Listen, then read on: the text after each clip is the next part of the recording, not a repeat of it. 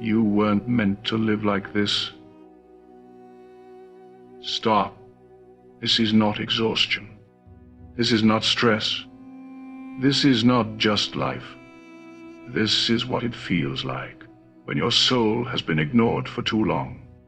You wake up already tired, not because you didn't sleep, but because rest no longer reaches you.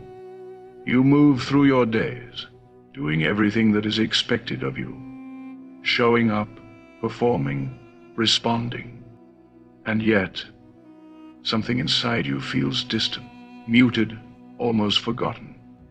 You don't talk about it. You don't know how, because nothing is wrong enough to explain why everything feels wrong.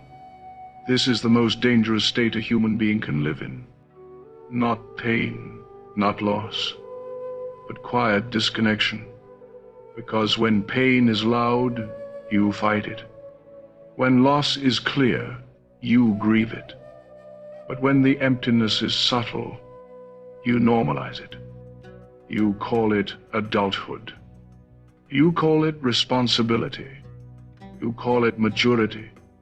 But deep down, you know this is not who you were meant to become.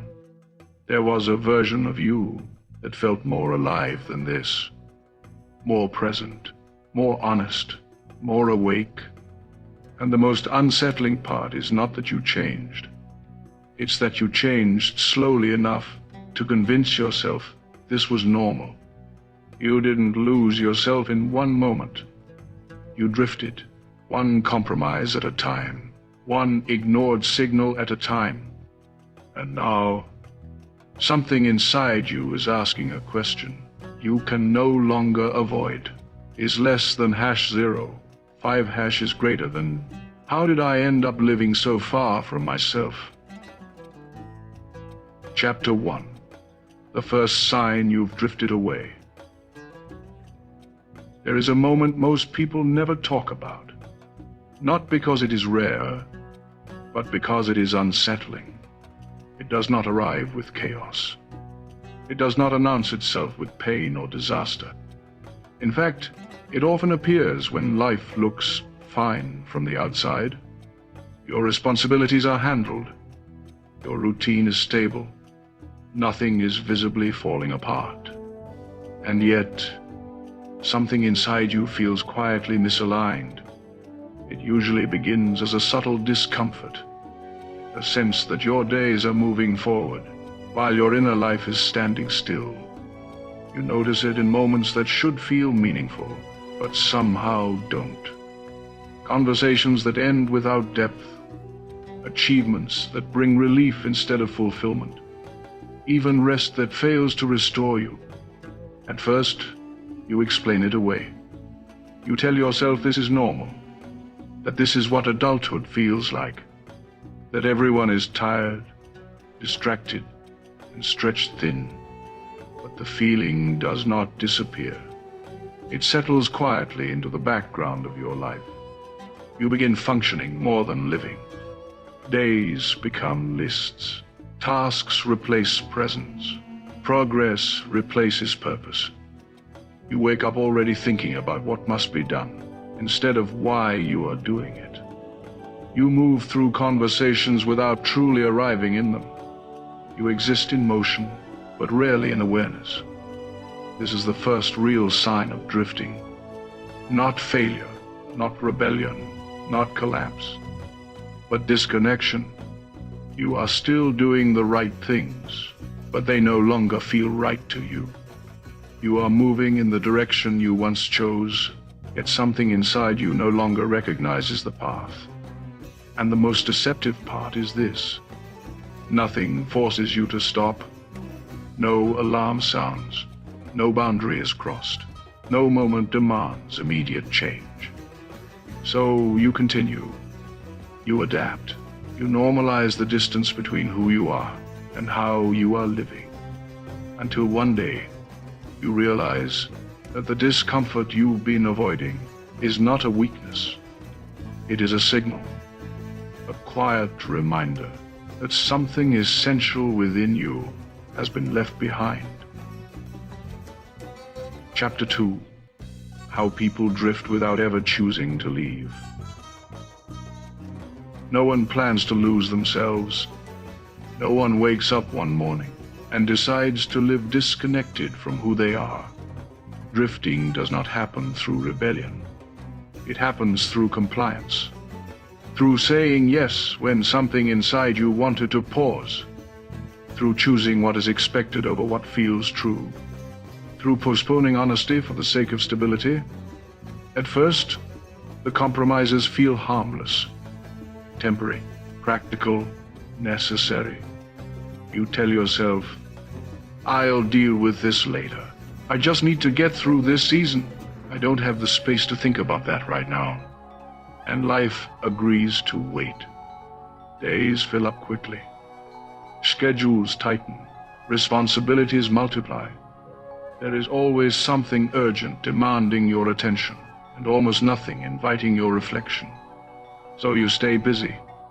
Busy enough not to feel. Busy enough not to ask questions. Busy enough not to notice the growing distance within you. Over time, this becomes normal. You stop checking in with yourself because you no longer remember what clarity felt like. You begin to measure your life externally, by productivity, by approval, by visible progress. And as long as those metrics look acceptable, you ignore the internal cost. But drifting always has a price. It shows up as constant fatigue that rest cannot fix, as irritability without a clear cause, as a quiet resentment toward a life you once worked hard to build.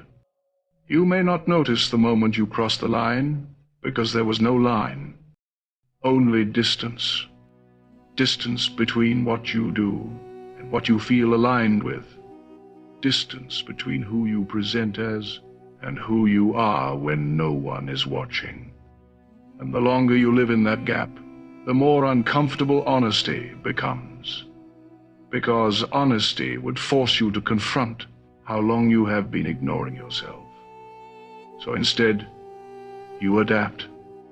You lower your expectations of fulfillment. You normalize dissatisfaction. You convince yourself that this is simply how life works. But deep down, there is a quiet knowing that never disappears. A sense that you did not choose this life deliberately is less than #0. 5# is greater than you arrived here gradually. And that realization is unsettling. Because if drifting happened without a conscious decision, it means returning will require one. And that decision is the very thing most people spend their lives avoiding. Chapter 3. The hidden cost of living disconnected. Drifting always takes more than it gives. It rarely costs you anything visible at first. That is why it is allowed to continue. You still function. You still meet expectations. From the outside, nothing appears broken. But internally, something begins to erode. The first thing you lose is clarity. Not intellectual clarity, but emotional and moral alignment. You stop trusting your inner signals. You hesitate before listening to yourself. You second-guess instincts that once guided you, because living disconnected requires one skill above all others: self-silencing. You learn to override discomfort, to push past unease, to ignore the subtle resistance that arises when something is not right for you. Over time, this creates inner tension, a tension you carry quietly, often without realizing its source. It shows up as restlessness, as impatience, as a constant feeling of being behind, even when nothing is chasing you.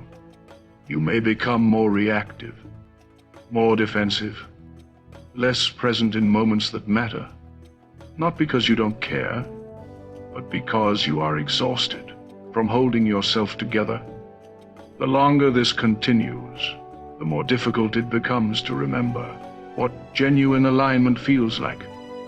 You confuse intensity for meaning, distraction for fulfillment, movement for progress, and slowly your sense of identity thins. You begin to define yourself by role instead of values, by responsibilities instead of convictions, by performance instead of presence. This is the true cost of disconnection. Not that life becomes painful, but that it becomes shallow. Moments pass without being felt. Joy feels brief and incomplete. Even success feels strangely empty. And beneath it all, there is a quiet grief. Grief for the person you might have been if you had stayed honest with yourself. Grief for the depth you sense, but rarely experience. Most people never name this grief. They simply carry it, year after year. But grief, when acknowledged, reveals something important. It proves that the part of you that knows this life is not enough is still alive, still aware, still waiting. Chapter 4. The moment you can no longer ignore yourself. There comes a point where drifting stops feeling neutral, not because life suddenly collapses, but because avoidance becomes heavier than honesty. You reach a moment where distraction no longer works, where staying busy fails to silence the questions, where the distance between who you are and how you live becomes impossible to overlook. This moment rarely looks dramatic from the outside. It often arrives quietly, in reflection, in stillness, in a pause you did not plan for. You notice that continuing as you are requires more energy than confronting what you have been avoiding.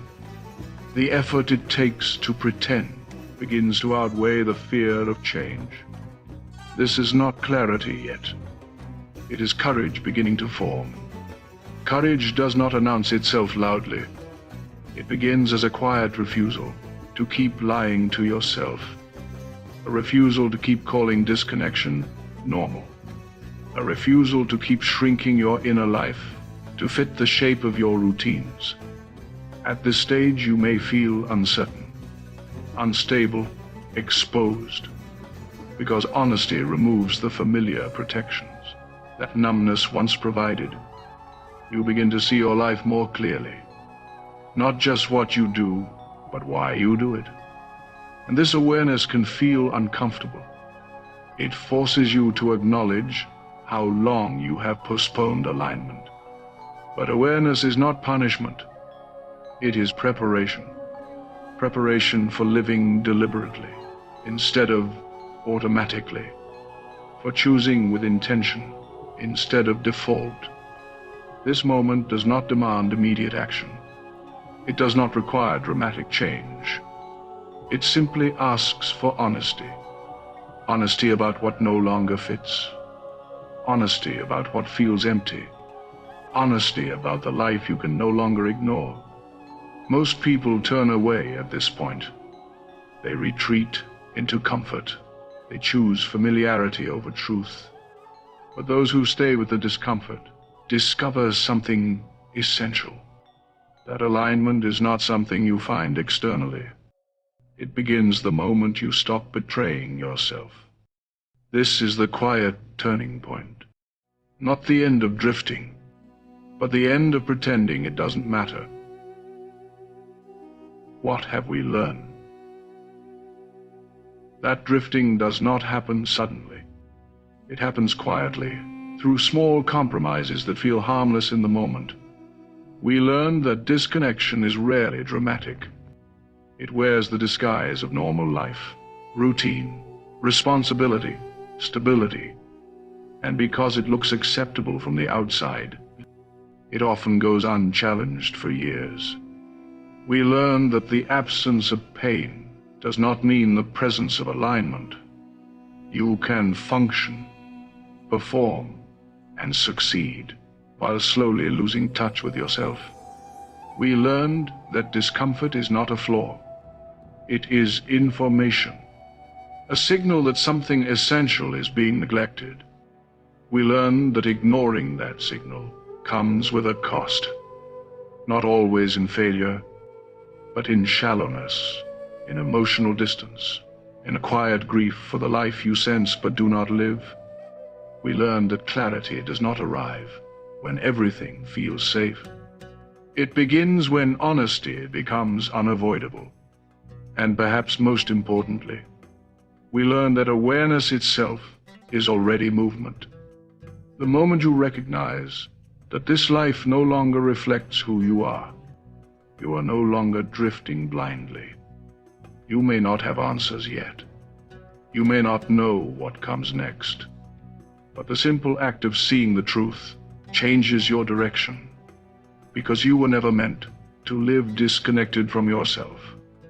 You were meant to live with presence, with intention, with alignment. Thank you for watching.